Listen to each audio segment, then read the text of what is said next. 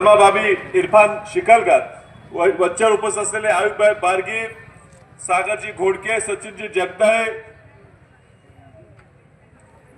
सिकंदरजी जमादार sir, तौफिकभाई Shikalkar, नंदकुमारजी Shelke, उपस्थित सोहेलजी बडबड, सर्व मान्यवर या ठिकाणी काँग्रेस पक्षावर, राष्ट्रवादी काँग्रेस पक्ष, शरद पवार गटावर प्रेम करणारे सर्व कार्यकर्ते, बंधू भगिनी, मतदार मित्र,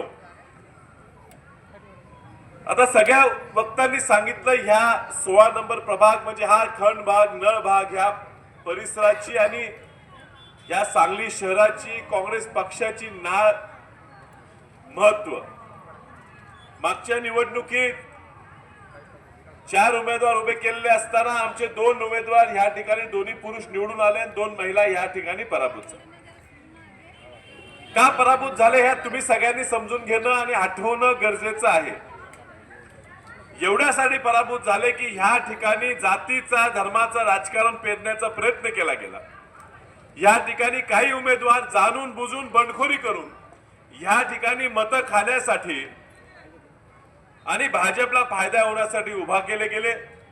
त्यातनं मताचं विभाजन झालं आणि आपले ह्या ठिकाणी मानणारा मोठा वर्ग असताना सुद्धा आपल्या 2 सीटा आपल्याला थोडक्या मतात गमवाव्या लागल्या।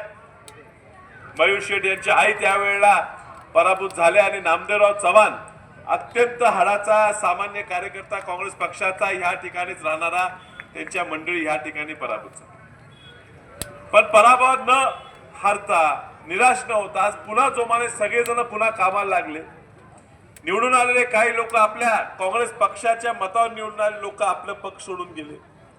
आज पुन्हा तोच डाव रंगलाय, पुन्हा तोच प्रयत्न चाललाय की ह्या प्रभागात काँग्रेस पक्षाचा बालेकिल्ला पुन्हा खराब करायचा, पुन्हा कोणाला तरी रसद पुरून उभं करायचं आणि ह्या सीटा घालवायच्या। कधी कधी आपण शंकेचं कारण समजून माफी देतो। एकदा चूक झाली आपण म्हणतो हो चूक झाली त्यामुळे उत्साहात उभा राहिले, त्यामुळे राजकारण नव्हतं, कुणी उभा केलं नव्हतं। पण तेच प्रत्येक वेळी व्हावं लागलं। मागच्या वेळी जे झालं ते पुन्हा होऊ लागलं तर हे तुमचं ठरवून चालले हे कळण्यात जनता खुळी नाही।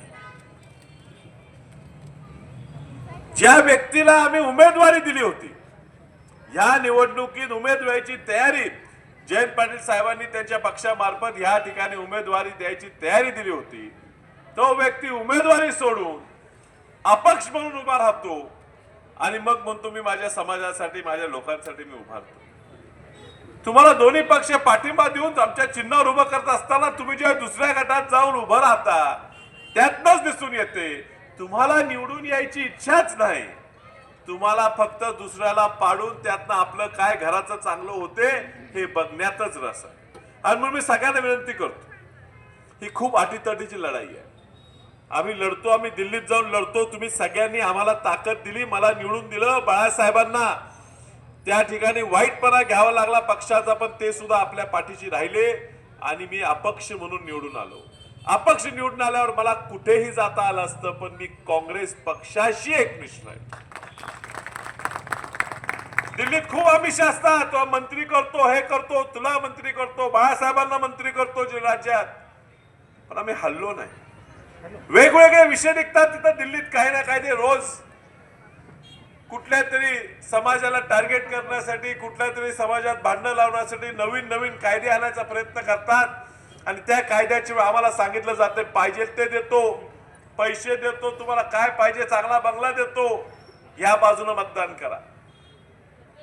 आम्ही पण माणसं आहे, आम्हालाही वाटणार, पण आपल्या विचाराशी आम्ही ठाम आहे, तुम्हाला दिलेल्या शब्दाशी आम्ही ठाम आहे आणि म्हणून आपण काँग्रेस पक्षाचा विचार धरूनच सरळ काम करत राहतो।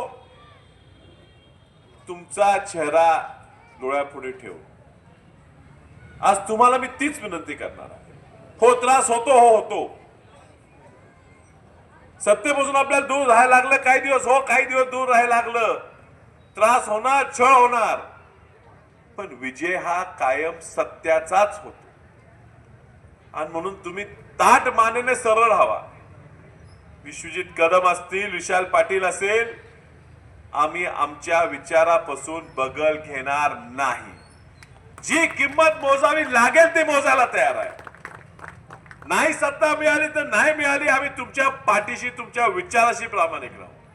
आणि म्हणून आम्हाला विश्वास वाटतो, आम्ही ज्या धाडसाने तुमच्या विचाराशी आपल्या सगळ्यांच्या विचाराशी ठाम राहिलो, तुम्ही सुद्धा आमच्या विचाराशी या काँग्रेस पक्षाशी या महाविकास आघाडीशी प्रामाणिक राहिला तर सत्ता मिळवणं लांब नाही।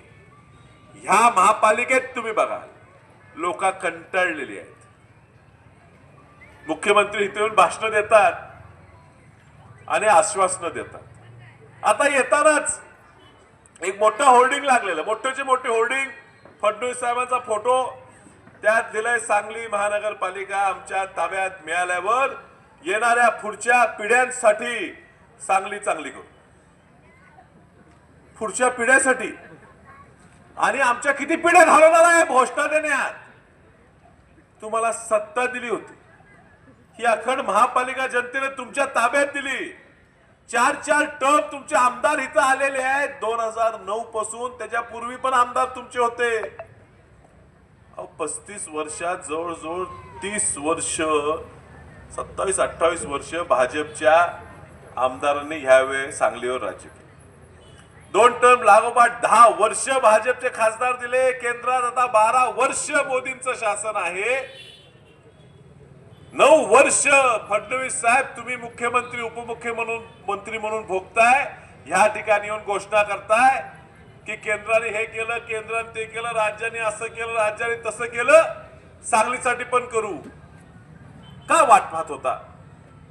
तुम्हाला जनतेने सत्ता दिली नाही, तुम्हाला लोकांनी प्रेम दिलं नाही।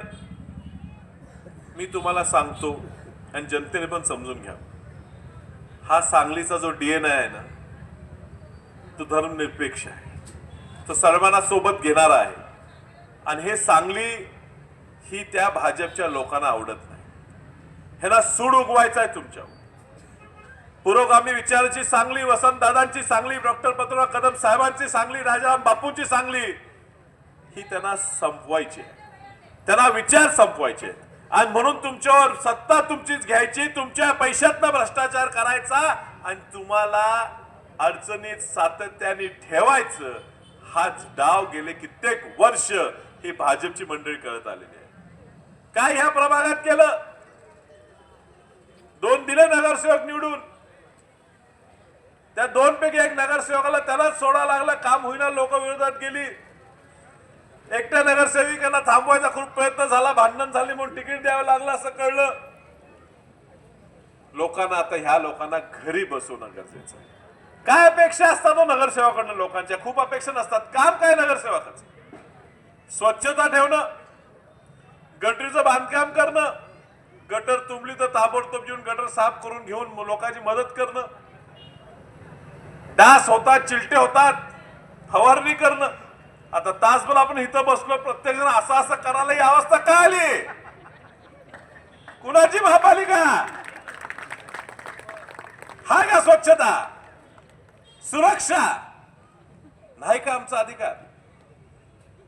ज्या शहरात आपण राहतो त्या शहरात रस्त्यावर फिरताना मला सुरक्षित वाटावं, ह्याच्या पलीकडे काय माणसाची अपेक्षा? आम्ही कष्ट करणार आहे, रडणार आहे, काहीतरी होणार आहे, 4 पैसे कमवून नवरा येणार, महिला घरी बसून काहीतरी काम करते, माझं घर माझं मीच चालवणार आहे। तुमच्याकडनं काय अपेक्षा आहे हो? की रस्त्यावर गेलं, पोरगी शाळेला गेली तर सुखरूप परत येईल, तिचं कोणतरी छेड काढू नये हीच अपेक्षा।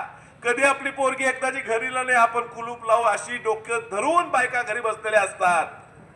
ही सांगली आहे, रोज काय ते नवीन ऐकायला मिळते। मेडिकलच्या दुकानावर गोळ्या मिळायला लागल्या चरस आणि गांजाच्या। नशा म्हणजे पूर्ण नशेखोरी झाले। कोण हप्ते घेते? ह्या राज्याचा गृहमंत्री आहेत कोण? ह्या राज्याचे गृहमंत्री आहेत ह्या राज्याचे मुख्यमंत्री, जे परवा स्टेशन चौकातून आपल्याला थापा मारून गेले। तुम्हाला तुमच्या मंत्रालयावर अंकुश ठेवता येत नाही, पोलिसांवर अंकुश ठेवता येत नाही।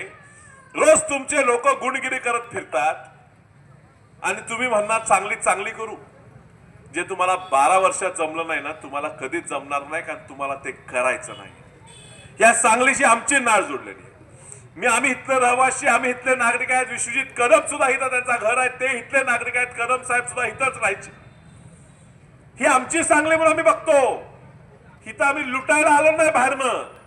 नागपूरचं नेतृत्व सांगलीत पाठवून तुमचं राज्य करायला आम्ही आलो नाही. आम्ही सांगलीचे लोक सांगलीसाठी उभारला या ठिकाणी आलेलो आहे.